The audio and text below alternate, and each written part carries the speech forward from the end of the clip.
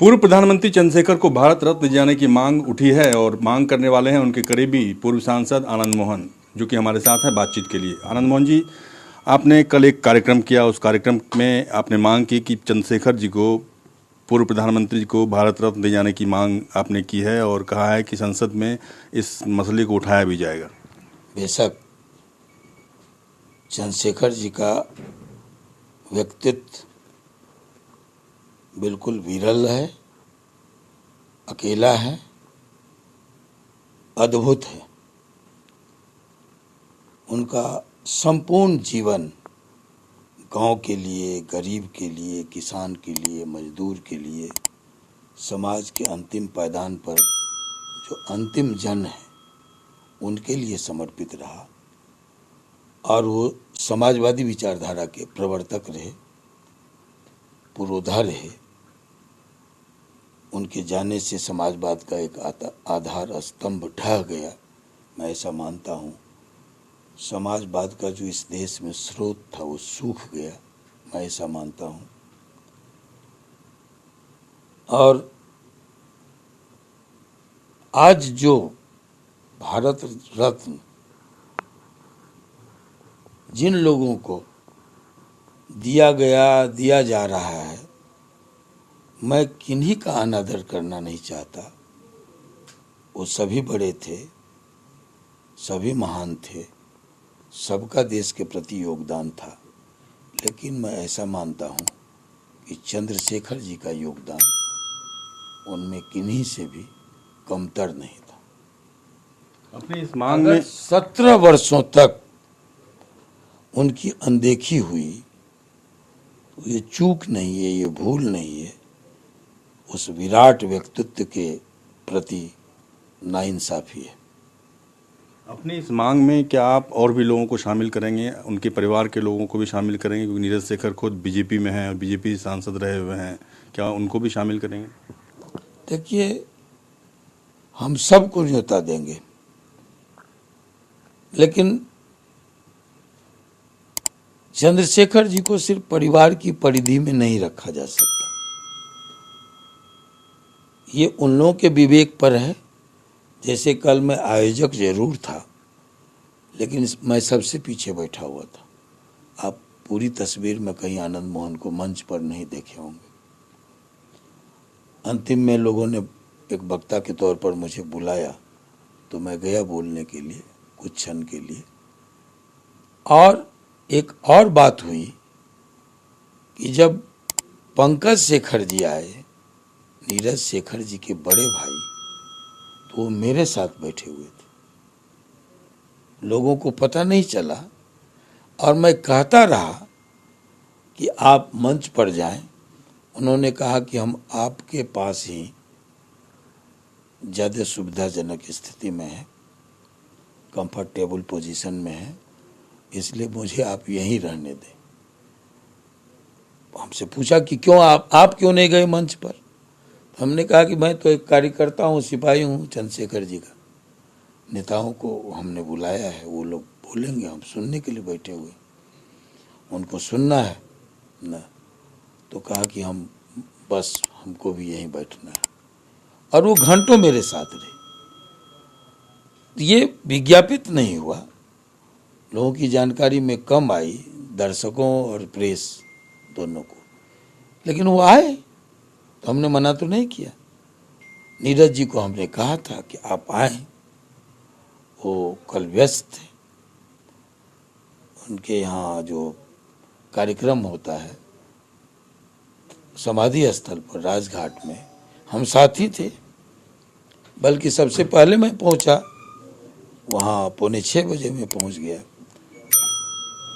भजन गाने वालों की टोली के बाद मैं अपने साथियों के साथ सबसे पहले पहुंचा। बाद में और समर्थक आए, परिजन आए, तो हमने कहा था आने के लिए, उन्होंने स्वीकृति भी दी थी। लेकिन उसके बाद उनके घर पर भी हम गए नाश्ता पर। फिर वो एक सहभोज होता है भोरसी आश्रम पर, जो उनकी कर्म भूमि है, जो आज चंद्रशेखर वन या स्मृति वन के नाम से जाना जाता है। उन्होंने वहाँ भी बुलाया मुझे, लेकिन जब मैं आयोजक था तो यहाँ ढेर सारे काम थे, 2 दिन का कार्यक्रम था। चूँकि माँ बीमार रही और मुझे लगा कि ऐसा लगा कि जो बीच में कार्यक्रम स्थगित करना होगा, लेकिन मेरा जो बेटा है विधायक चेतन आनंद ने बड़ी जोर लगाया कि नहीं, कार्यक्रम किसी स्थिति में स्थगित होने का गलत मैसेज जाएगा, पापा इसको स्थगित मत कीजिए। हम लोग आए, बाय रोड आए, भाग के आए, कार्यक्रम की सफलता के लिए हम लोग गाड़ियों से आए और फिर 2-3 दिन में जो बन पड़ा हम लोगों ने प्रयास किया, लेकिन मैं इस बात को नकारता हूँ कि ये जो जमघट हुआ, ये जो जमावड़ा हुआ, उनके मानने वालों का, उनके चाहने वालों का, वो मेरे प्रयास से नहीं हुआ। वो चंद्रशेखर जी ने स्वयं हम लोगों को बुला लिया। उनका व्यक्तित्व ही इतना महान है, वो इतना लोगों के दिलों में आज भी 17 वर्षों के निधन के बाद जिंदा हैं कि देश भर के लोग, उनके चाहने वाले लोग सिर्फ सोशल मीडिया को देख के यहाँ जमा हो गए। तो हम सबों को चाहते हैं कि इस आवाज़ में अपनी आवाज़ दें और इस मांग को सशक्त बनाएं। चंद्रशेखर जी का जो घर था, जिस घर में वो रह रहे थे, नीरज शेखर को जब खाली करना पड़ा घर, उससे पहले प्राइम मिनिस्टर से मुलाकात की, मुलायम सिंह यादव ने मुलाकात की, उन्होंने खुद मुलाकात की, कहा कि इसे उनके नाम पर कर दिया जाए, उनके नाम पे स्मृति स्थल कर दिया जाए, उनकी स्मृति में इस घर को कर दिया जाए। लेकिन प्राइम मिनिस्टर ने इसकी बात नहीं मानी, कहा कि इसे उनके नाम पर कर दिया जाए, उनके नाम पे स्मृति स्थल कर दिया जाए, उनकी स्मृति में इस घर को कर दिया जाए। लेकिन प्राइम मिनिस्टर ने इसकी बात नहीं मानी। आपको लगता है कि ये काफ़ी टफ है, भारत रत्न दिए जाने की मांग जो है काफ़ी मुश्किल है और इसमें आपको नीतीश कुमार का भी सहयोग लेना पड़ सकता है? देखिए, मैं तो सहयोग के लिए प्राइम मिनिस्टर तक जाऊंगा अपनी बात रखने के लिए, क्योंकि उनके बगैर तो होगा नहीं। आज की तिथि में, आज के समय में, आज के कालखंड में वो सर्वे सर्वा है, वो चाहेंगे तो सुगम होगा। लेकिन मैं ऐसा मानता हूँ कि लोग त्रसित होकर अंग्रेजों से कभी आज़ादी की मांग की, पूरी तो हुई कालांतर में। मेरे ज़माने में लोगों ने झारखंड की मांग की, उत्तराखंड की मांग की, आवाज़ उठी तो पूरी तो हुई कालांतर में। अब इसको कितना सशक्त रूप से, दमदार तरीके से आप उठा सकते हैं, ये चंद्रशेखर जी के समर्थकों पर निर्भर करता है। हमने तो रॉकेट लॉन्च कर दिया, वो अंतरिक्ष में घूम रहा है। बात तो उठ गई कि चंद्रशेखर जी को भारत रत्न दीजिए, और मैं जानता हूं कालांतर में ये पूरा भी होगा, ऐसा नहीं है। चंद्रशेखर जी की शख्सियत, मैं कहता हूं किसी का अनादर नहीं करके, अपमान न करके, कि भारत रत्न से बड़ा व्यक्तित्व उनका है। हम उन्हें लोक रत्न कहते हैं। लोक रत्न अपने आप में किसी से कम नहीं होता, इसलिए हमको कोई मलाल नहीं था। बलिया हम गए थे, लोगों ने, लड़कों ने कहा, यूनिवर्सिटी के लड़कों ने BHU में कहा, हमको डिमांड किया। बच्चों के मन में, नई नस्लों के मन में मुझे बेहद प्रसन्नता हुई कि चंद्रशेखर जी के व्यक्तित्व के प्रति आदर है, सम्मान है, वो अपना आइडियल मानते हैं, आदर्श मानते हैं। ये एक बड़ी बात है। जब नई नस्लों के मन में चंद्रशेखर जी के प्रति सम्मान है, आदर है, तो भारत रत्न उनके लिए बहुत छोटा है। और नई पीढ़ी अगर चाहेगा तो मानना ही पड़ेगा किसी भी सरकार को, किसी भी शासक को, आज हो कल हो। मैं समझता हूँ ये उनके लिए बहुत छोटी बात है, उनके व्यक्तित्व। आपने कहा कि लवली आनंद इस मुद्दे को संसद के अंदर उठाएंगी, साथ साथ बाकी JDU के सांसद भी इसमें उनका सहयोग कर सकते हैं। हम किसी पार्टी की बात नहीं किए हैं। हमने कहा कि कल जब मैं वहाँ खड़ा था तो राजेंद्र सिंह राठौड़ जी किस पार्टी से थे? बीजेपी के मंत्री रहे, 9 बार विधायक रहे, वो बीजेपी से थे।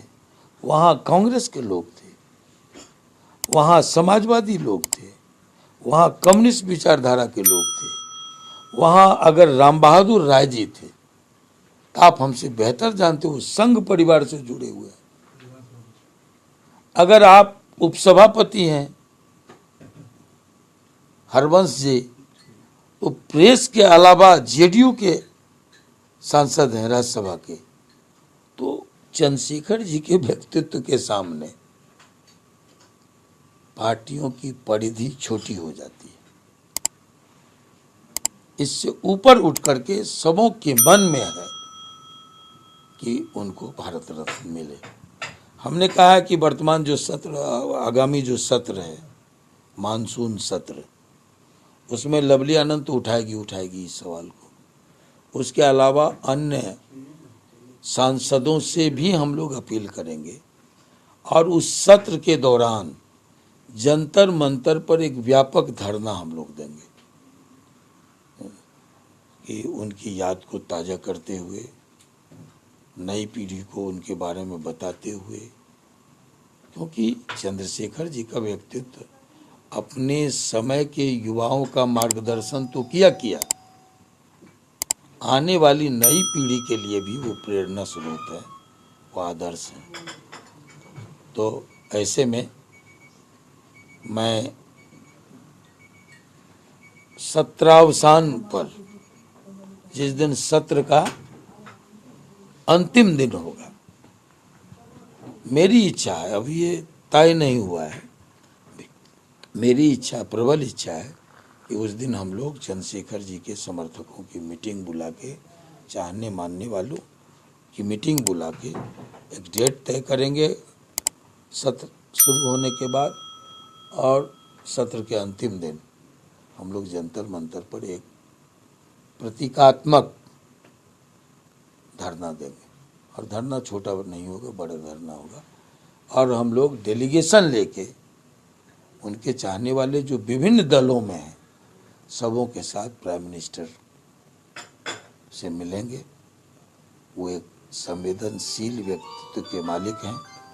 आपको नहीं मालूम, चंद्रशेखर जी की जो कर्म भूमि है भोरसी आश्रम, जहाँ वो अपने जीवन काल में निवास करते थे, एकदम धरती पर स्वर्ग उतारने जैसी बात उन्होंने की, उनके अथक प्रयास से हुआ। हरियाणा सरकार, क्योंकि वो हरियाणा में आता है, हरियाणा सरकार ने उसे पंडित दीनदयाल उपाध्याय स्मृति वन बना दिया था। आप पता कीजिए, फैसला हो गया था। और कुछ लोग, उनके चाहने वाले लोग, सभी लोग निकले। राम बहादुर राय जी इस बात के गवाह हैं। सभी लोग गए, माननीय प्राइम मिनिस्टर से मिले, और वो चंद्रशेखर स्मृति वन हो गया। तो मैं मानता हूं, तो ऐसे में मैं सत्रावसान पर, जिस दिन सत्र का अंतिम दिन होगा, मेरी इच्छा है, अभी ये तय नहीं हुआ है, मेरी इच्छा, प्रबल इच्छा है कि उस दिन हम लोग चंद्रशेखर जी के समर्थकों की मीटिंग बुला के, चाहने मानने वालों की मीटिंग बुला के एक डेट तय करेंगे सत्र शुरू होने के बाद, और सत्र के अंतिम दिन हम लोग जंतर मंतर पर एक प्रतीकात्मक धरना देंगे। और धरना छोटा नहीं होगा, बड़ा धरना होगा। और हम लोग डेलीगेशन लेके उनके चाहने वाले जो विभिन्न दलों में हैं, सबों के साथ प्राइम मिनिस्टर से मिलेंगे। वो एक संवेदनशील व्यक्तित्व के मालिक हैं। आपको नहीं मालूम, चंद्रशेखर जी की जो कर्म भूमि है भोरसी आश्रम, जहाँ वो अपने जीवन काल में निवास करते थे, एकदम धरती पर स्वर्ग उतारने जैसी बात उन्होंने की, उनके अथक प्रयास से हुआ। हरियाणा सरकार, क्योंकि वो हरियाणा में आता है, हरियाणा सरकार ने उसे पंडित दीनदयाल उपाध्याय स्मृति वन बना दिया था। आप पता कीजिए, फैसला हो गया था। और कुछ लोग, उनके चाहने वाले लोग, सभी लोग निकले। राम बहादुर राय जी इस बात के गवाह हैं। सभी लोग गए, माननीय प्राइम मिनिस्टर से मिले और वो चंद्रशेखर स्मृति वन हो गया। तो मैं मानता हूं कि आदरणीय प्रधानमंत्री जी को जब इस बात से आगाह किया जाएगा तो वो स्वयं चंद्रशेखर जी के प्रशंसक हैं और बहुत आसानी से भारत रत्न जिसके वो काबिल हैं हासिल होगा। आपको सौभाग्य मिला चंद्रशेखर जी के साथ, काफ़ी करीबी आपने उनके साथ समय बिताया। कोई ऐसा एग्जाम्पल या कोई ऐसी बातें जो चंद्रशेखर के विराट व्यक्तित्व के बारे में बताती हो? देखिए,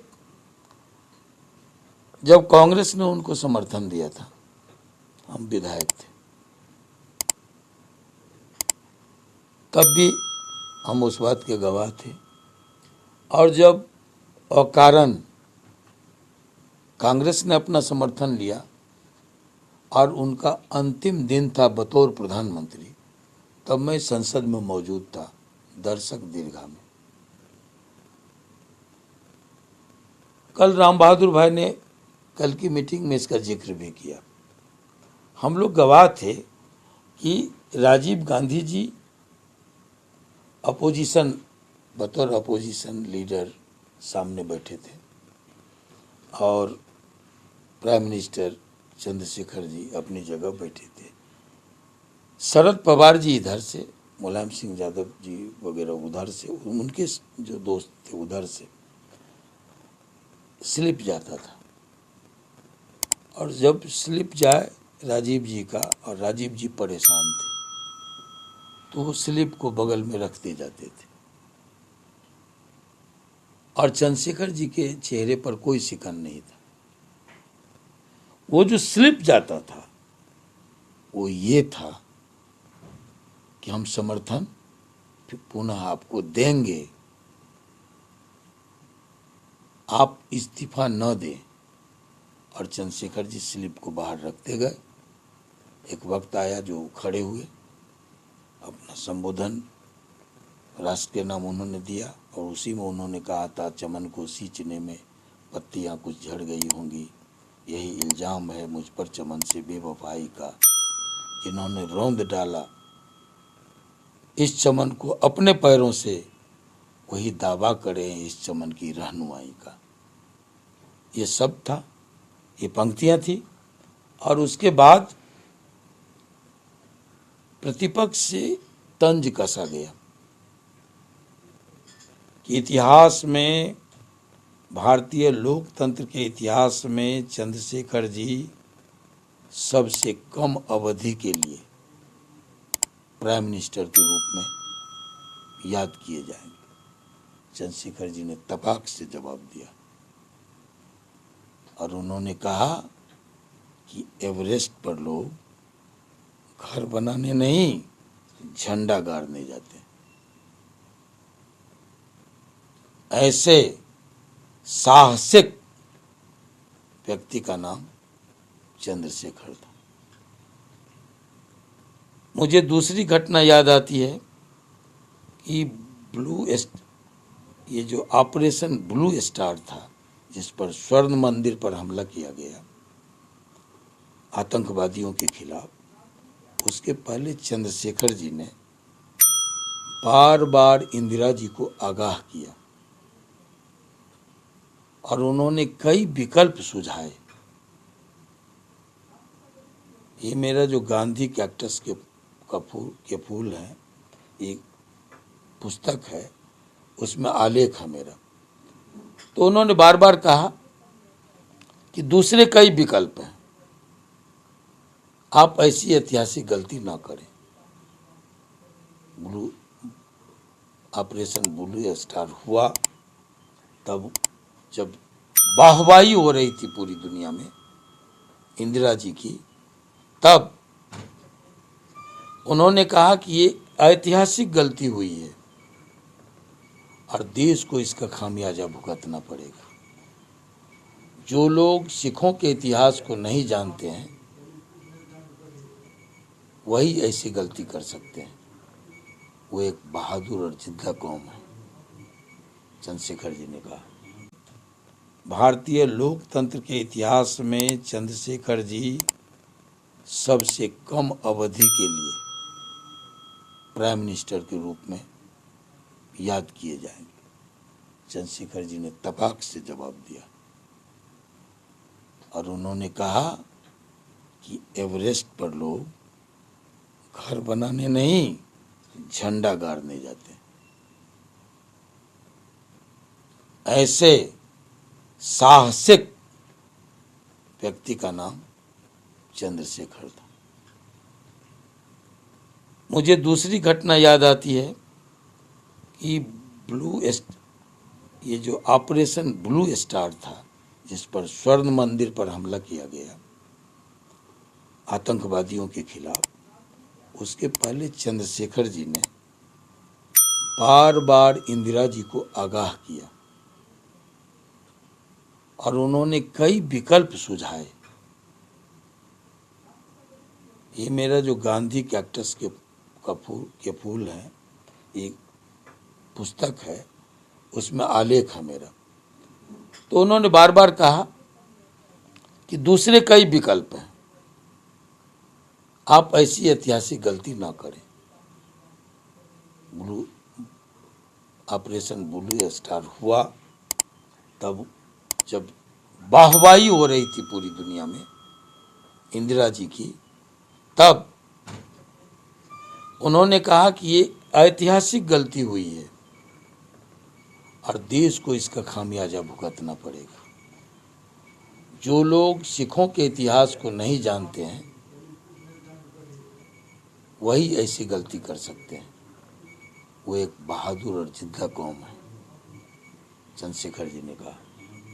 आप देखे होंगे उसके बाद इंदिरा जी की हत्या हुई, देश को कीमत चुकानी पड़ी और निरपराध लाखों सिखों को दंगे का शिकार होना पड़ा। जो उन्होंने भविष्यवाणी की थी कालांतर में वो सच साबित हुआ। ये दूसरी घटना है। तीसरी घटना का मैं गवाह हूं। हीरक जयंती विज्ञान भवन में मनाई जा रही थी। अटल जी मुख्य अतिथि थे। अटल जी जब बोलने खड़े हुए तो अटल जी ने कहा अपने वक्तव्य में कि मेरे 50 वर्षों के संसदीय जीवन में भारत के लोकतंत्र का मैंने दो ही रूप देखा, एक सत्ता पक्ष और दूसरा प्रतिपक्ष। लेकिन चंद्रशेखर जी की सदन और भारतीय राजनीति में मौजूदगी ने इस देश को तीसरा पक्ष दिया, वो था निष्पक्ष। वो है उन दिनों उन्होंने कहा सत्ता पक्ष प्रतिपक्ष, बीच में चंद्रशेखर निष्पक्ष। तो ये अटल बिहारी वाजपेयी जी ने कहा, जो भारत रत्न जिनको मिला है, उन्होंने उस विराट व्यक्तित्व के प्रति अपनी श्रद्धा में कहा उनके जीवित रहते। ये मेरे शब्द नहीं। मैं एक बात का और जिक्र करूं आपसे कि मेरी शादी हुई थी। लवली आनंद के मेहंदी नहीं सूखे थे। हम लोग निकले थे घूमने। शादी के बाद जो होता है नवदंपति नए जोड़ों का, हम लोग गए थे मसूरी, देहरादून, आगे उससे भी आगे। तो बीच में ही खबर आई कि आप बैक हो जाइए। मुझे अचरज लगा कि अध्यक्ष जी, हम लोग अध्यक्ष जी सम्मान में कहते थे, कि अध्यक्ष जी का ये ऐसा क्यों आया। तो हमने कहा कि जो गौतम जी और यादव जी उनके दो पीए थे, सचिव थे। हमने कहा गौतम भाई ऐसा क्या हुआ, तो आप रात में बात कर रहे होंगे, बात करवाइए, रात में बात हो सकती है। शाम में कहीं से घूम के हम लोग आए होटल में, तो हमने अध्यक्ष जी से कहा कि सर आपका आदेश आया है वापस आने। ऐसी क्या बात है, तो तुमको नेपाल जाना है। हमने कहा क्यों, तो उन्होंने कहा कि वहाँ लोग लोकशाही के लिए, राजशाही के खिलाफ लड़ाई लड़ रहे हैं। तुम्हारे पड़ोस में बहुतेरे लोग मारे गए हैं, जेलों में हैं। मेरे तक लोग आए थे मदद मांगने।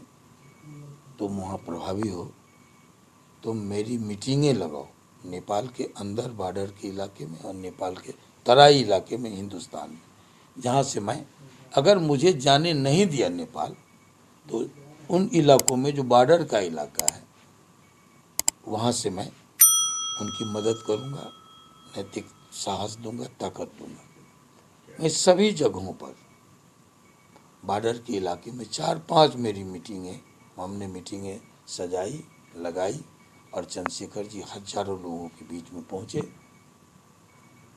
हम लोग जो भूमिगत लड़ाइयाँ हो रही थी उसमें भी हम लोग का योगदान रहा, जो नेपाल के लोग जानते हैं।